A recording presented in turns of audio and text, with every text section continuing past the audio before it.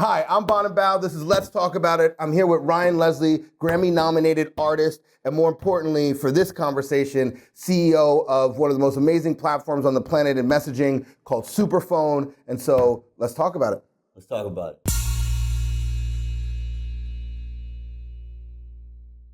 Today, I'm with Ryan Leslie. What's up, Ryan? He is a Grammy-nominated... I'll take the award. Fair enough. Grammy-nominated artist, a good friend, and I think more importantly for this conversation, CEO of a company called Superphone, which is one-to-one messaging. I think really the driver of personal relationship management, which we'll talk about today. Thank you. And so I just kind of want to get into that. But before we go into Superphone, why don't you just tell me a little bit about like your music career and how you got into that, and like, because that's a mind-blowing story. I moved to New York City in 2003. I caught my break here, and my first manager was Puff Daddy. And then I was working with my buddy from out in California, and we found a little glitch in the system. And that glitch was that we could control the actual keyword in Google from MySpace. And so having that kind of power was pretty insane. Mm-hmm. And so we needed people that we wanted to navigate to the top of the MySpace music charts. And so it was myself, it was an artist named Cassie that I was working with at the time, and it was my buddy from college, Lex. And so, yeah, we had our little 3 profiles, but Cassie's profile was just exponentially more viral, if you will. Mm-hmm. We went from 0 to 650,000 friends for Cassie on MySpace, and then all of a sudden, MySpace was no longer the platform that everyone wanted to be on.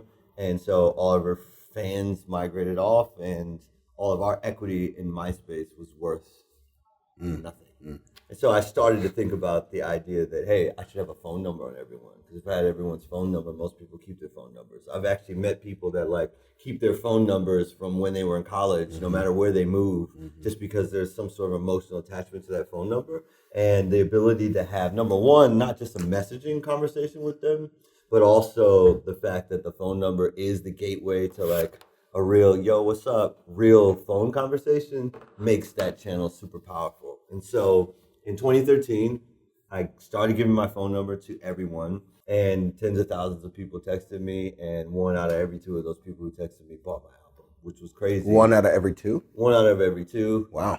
And what made it even more crazy is that for the first time, I knew, I guess you could say I knew, just because I had a phone number on them, I knew everyone who bought my album.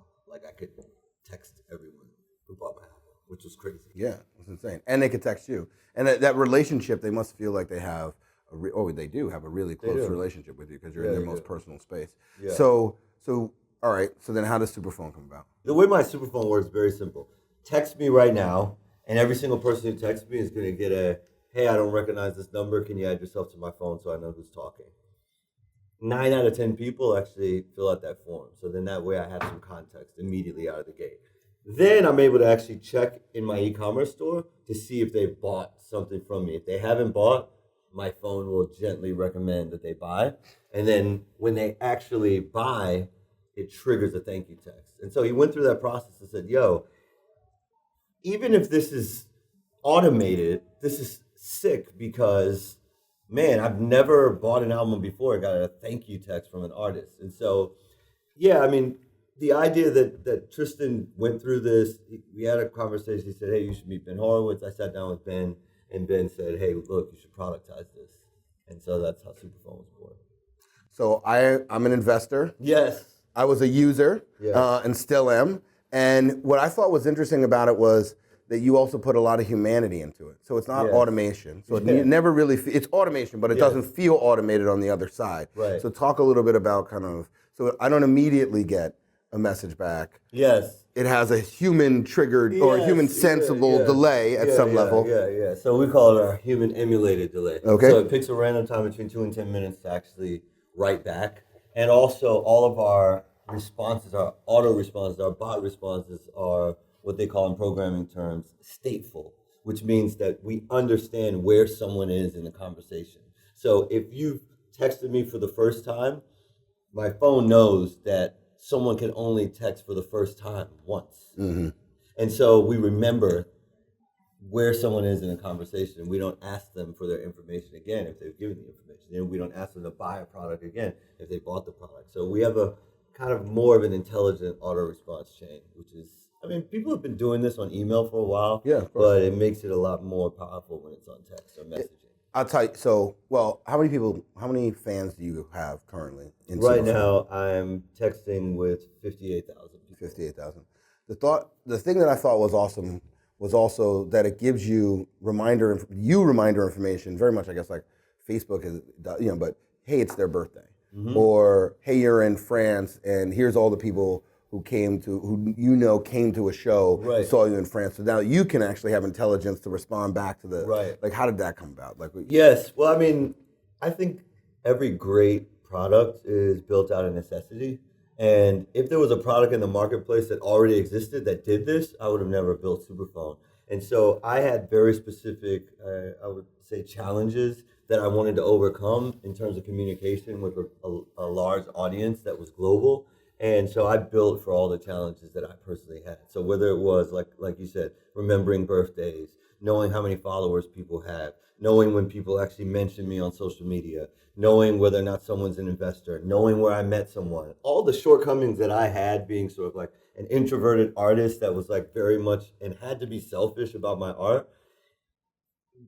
We have limited time. So if you spend all of your time focusing on like being very good at like making beats, etc., you don't have as much time to spend on being a master networker. And so I wanted to build a product that compensated for all of my human shortcomings. And so it would remember, hey, it's been a couple of weeks since you talked to Bonin. Hey, it's been a couple of weeks since you talked to Chris Bosh or Iguodala. People that I met, I knew they were important. Mm-hmm. And then, I got into doing music or whatever I was doing. And then I'd look up and, maybe I'd see, a basketball game and I'd be like, oh, let me hit Dre. And then I hadn't talked to him in 3 months. And it just feels awkward when you let that much time go by if someone's supposedly important to you. And so I wanted to build technology that compensated for all of those human shortcomings, if you will. So am I supposedly important to you? Is that what? No, you're absolutely important. So the other thing, so the other thing I think is interesting is you talked to me one time about changing just the 5 people that you talk to. Yeah. So just talk a little bit about that, because I thought that was a mind-blowing concept. Yeah. So we can look at it. So basically what I have here inside of my application is every single day it returns to me insights on who I've been texting with the most. And what I learned is that if you change the top 5 people you text with the most, then you're actually on your way to changing who you are. And so when I was an artist, I was texting with other aspiring producers, artists, looking for the best beats, talking to music managers, looking for people who are actually looking for scoring for commercials, etc. And as I transitioned to spending a lot more of my time in the role of a startup founder, I saw those conversations change to being Ben Horowitz, Chris Redlitz, yourself, Jesse K, because we were raising money. But, kind of at the top of my list always is like my most important personal relationship, right? So I want to make sure that I always have that balance so that even though I'm doing a lot of work, et cetera, the people that are personally important to me outside of business or investment, et cetera, they need to stay in that top 5 too. It helps to keep me grounded. What makes your platform different than other messaging platforms? Yeah, I would say insights. First and foremost, it's insights. Like, I don't know any other messaging platform, unless you do it manually, that is going to automatically update a contact record with the amount of money that they've ever spent or donated to you. So if tomorrow you decided that you were going to raise money for your charity, and you sent a message to all the people you knew and said, look, here's our goal, we want to raise $1 million.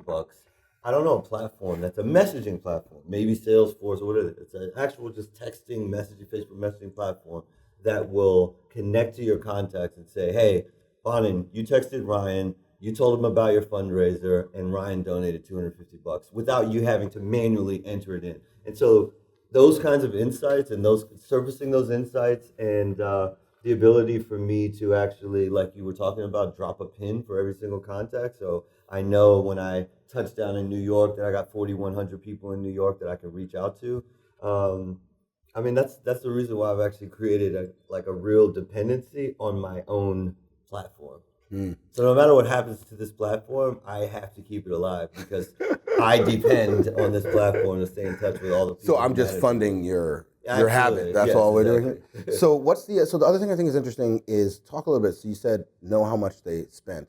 What was the highest, the fan individual fan that spent the most amount of money? How much have they spent? Yes, $8,000. That sounds like I've never spent that much on an individual artist outside of sponsoring them for a brand. But like personally, I've never done that. Yeah. So you stopped selling albums to do what?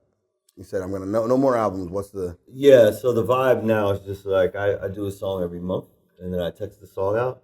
So And you told people they could pay whatever they want. Pay whatever they want. And so there are some folks who give me $1,000 a song, which is pretty awesome. And I believe that it's directly correlated to the fact that they feel like, yo, Ron's my homie, man. Yo, his music is Prince level.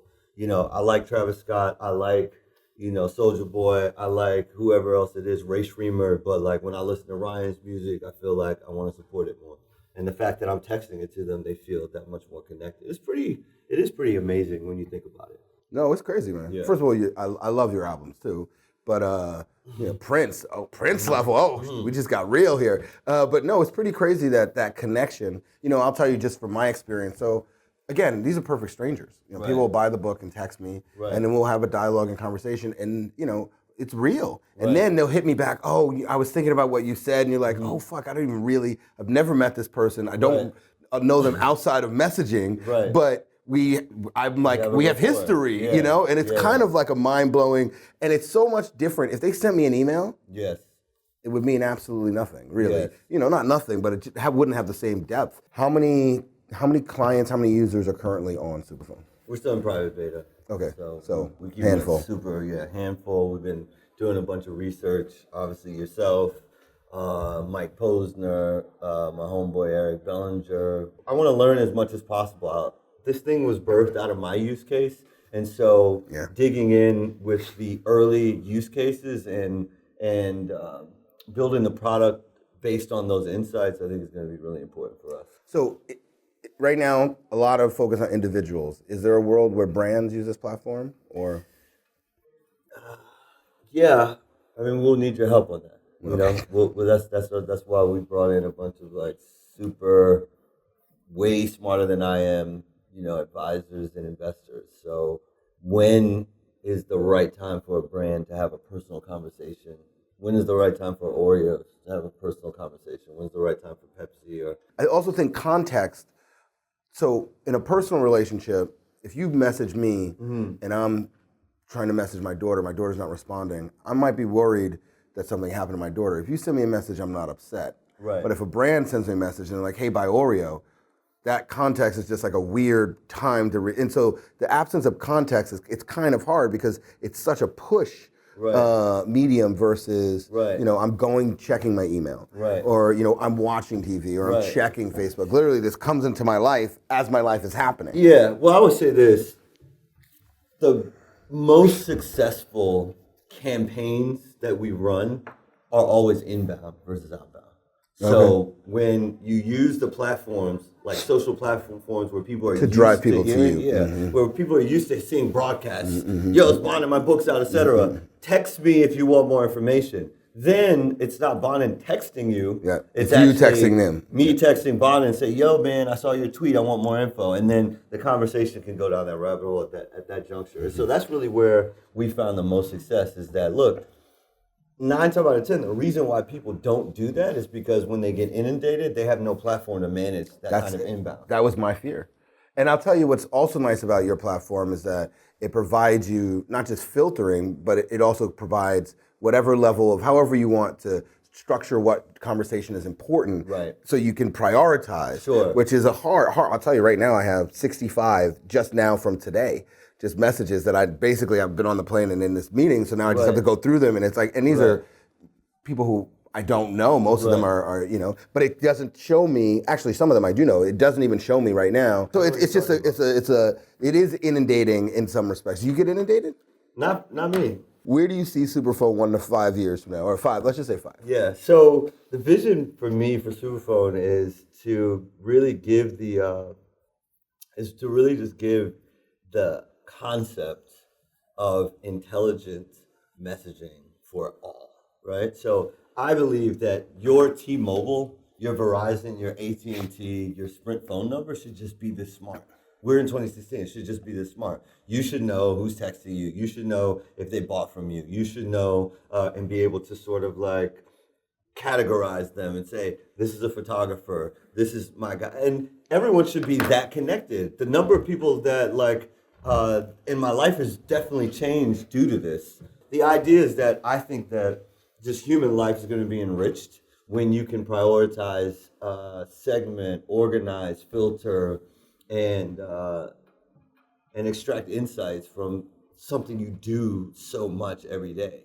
Like it's one thing to be on Instagram and follow people. It's one thing to be on Twitter, watch videos on Facebook, etc. But the people that you're actually messaging with, that is ridiculously valuable, super duper valuable. And so since you're actually texting with people that are super duper valuable, it would be amazing, I think, for everyone to be able to have this kind of insight surface from that activity. Biggest challenge you had as being a startup founder? What were the barriers, issues? Naivety. Yeah, straight up. I have it's one thing. I mean, okay, you can go online, which I did, and like learn how to code, right? You can read about the landscape of raising money. Somebody really needs to sit down. Like I'm fortunate to have folks like you, Ben Horowitz, etc. People who really sat me down and said, "Look, this is how you navigate this. This is all." And in many ways, it validated Superphone because, especially for me being like, "Yo, I'm Ryan Leslie, man. People can hit me." Investors are like, "I don't care about you." So I said, I need to make sure I follow up with folks. I need to make sure I send documents when I say I'm going to send them. I need to make sure that people that are on the fence, we get up, we do the phone calls, etc. And these are all, that's number one. And then around fundraising. And then number two is I'm super appreciative to my investors for giving me the runway to learn real life lessons, right? Because if that would have had to be all my own money, I probably would have already stopped by now. Because learning and getting through those glass ceilings and like falling flat on your face and investing a lot of money in biz dev before the product is ready, and investors still believing in you enough to give you that the bridge or allow you to extend your convertible note so that you can raise more money because they understand that you needed to go through that learning and growing process. That's I believe I've definitely been super fortunate to have had that and to have that understanding from my investor base. And so it's that learning curve. And there's no way to rush it, and there's no way. I mean, maybe you can go to school for it, but I didn't go to school for it. So last question is, so you gave a lot of advice there, but single biggest piece of advice you would give to somebody who is thinking about or in the process of building a startup, single biggest piece of advice? Yeah, I would say this. You have to build a solution, at least for me. I have to talk from my own perspective. Build a solution that keeps you up at night because you are the best person in the world. You believe with all your heart you're the best person in the world to tackle that challenge. And so for me, I mean, I went on a crusade and said, I'm going to actually be on text with 30,000 people or 50,000 or 500,000. However many people text me, I want to be on text with those people. And I need to not miss the text from Bonin. I need to not miss the text from my girl Danny. I need to not miss the text from my mom. I need to not miss the text from Ben Horowitz, etc. And build a platform and a product where I couldn't sleep at night if I'm getting bugs or my thing is offline or I need to raise money, because I truly, truly believe that there's no one better equipped in this space to build a product that's going to solve for the challenges that I see for myself. And I believe that these challenges scale to every single person who's trying to build an audience, to try to build a network. And honestly, no one is getting anywhere in life without a network. And so you need the most efficient, most impactful, best connected, best organized, smartest network that you possibly can build. And I believe that that's going to be built over messaging. LinkedIn messages, people don't even bat an eye if they don't get a response. Emails, I don't think twice, I don't get a response. Instagram DM, I don't get a response, I ain't worried. SMS, Facebook Messenger, if somebody doesn't respond, I can actually pick up the phone. Yo, my man, you all right? You know? And that's what's beautiful about it. That's what's beautiful. I mean, and so I've realized that this is really a passion that's larger than me, you know? And that's really when I decided, okay, I really got to go for it. Yeah, well, I'm glad you did. All right. Yeah. Thank you guys for tuning in. Yeah. This is Let's Talk About It. We're here with Ryan Leslie. It was an amazing conversation, and let's continue the conversation. Send me a message, text me. What is your number? What is your number? It's on the screen. Okay. All right. Yeah. All right, sir. My God. Thank you.